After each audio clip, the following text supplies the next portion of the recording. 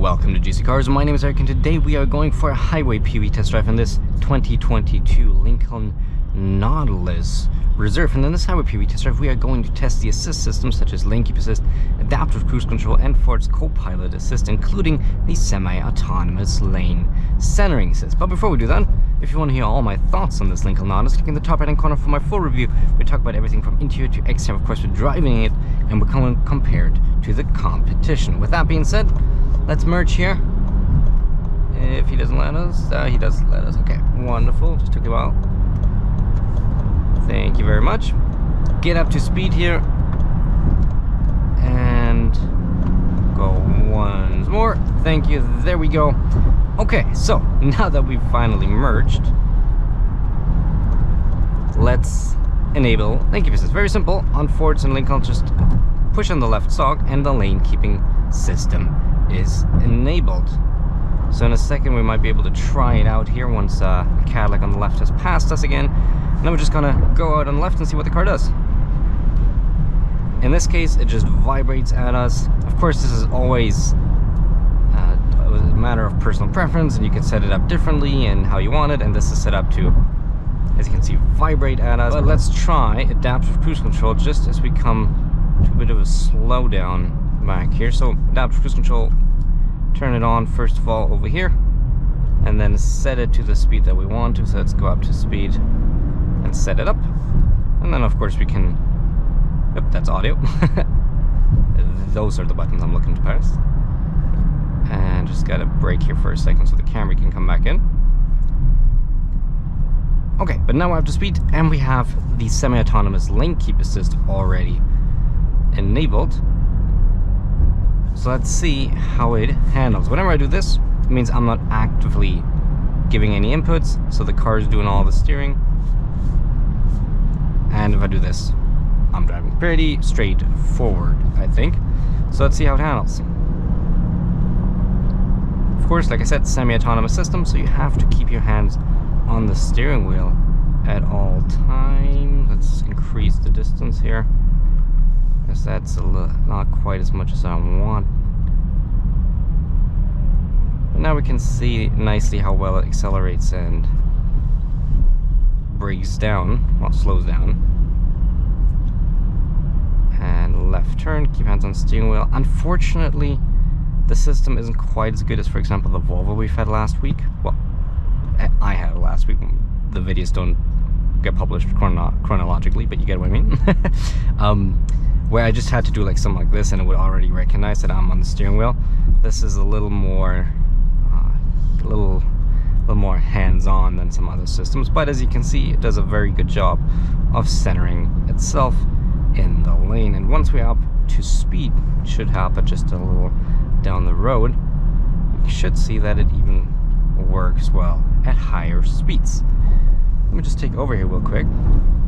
So I want to go back into the left lane. That one's going a little quicker. Okay, and let's see, it got the lane again and the car is taking over.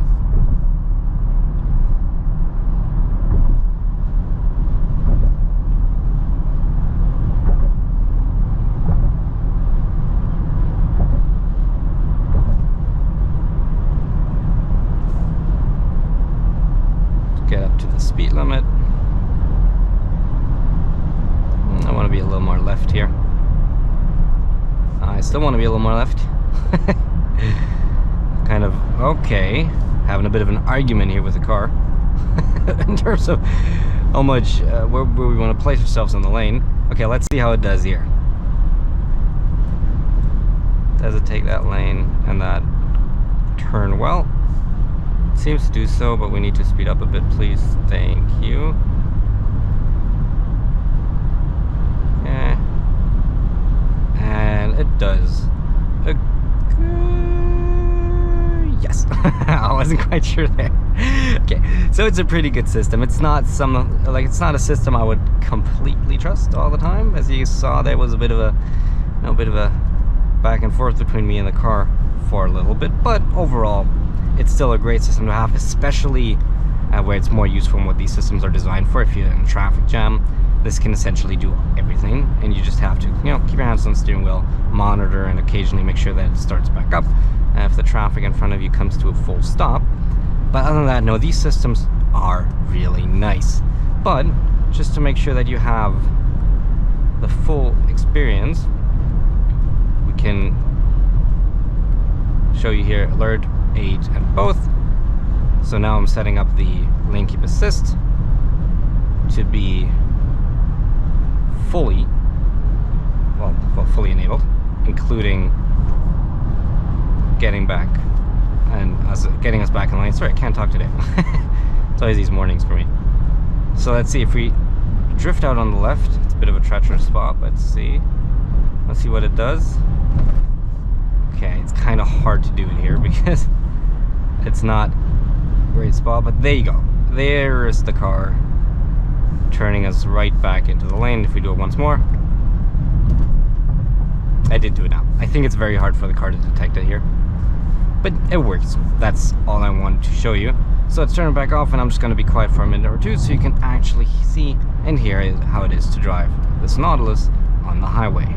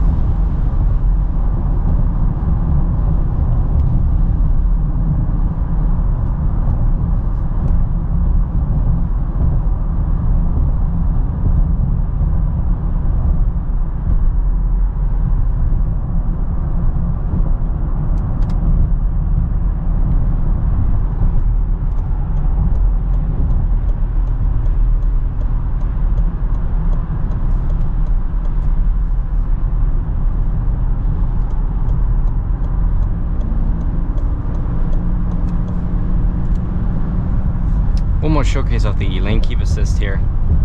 Just drifting out on the right. And it did not intervene there. Like, it detects me leaving the lane, but didn't interfere. It's kind of interesting. Anyhow, I think with that we conclude today's highway PV test drive. I hope you enjoyed it, and if you enjoyed it, make sure to hit a like and subscribe, because we upload videos almost every single week, and I promise in those videos I am much more at ease speaking. I don't know what's going on right now, but sometimes I just have those days where I just can't form any coherent sentences. But thanks for watching. Thank you for watching. Hope you enjoyed, and I hope I'll see you next one. Thank you and goodbye.